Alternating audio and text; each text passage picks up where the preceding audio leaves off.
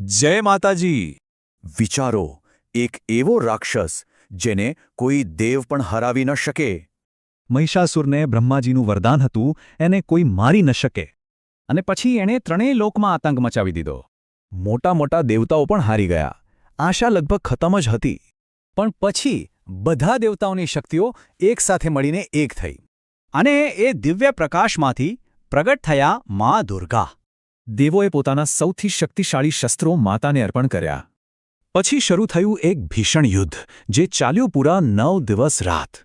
દરેક દિવસે માતાએ એક નવું સ્વરૂપ ધારણ કર્યું અને રાક્ષસની શક્તિ તોડી.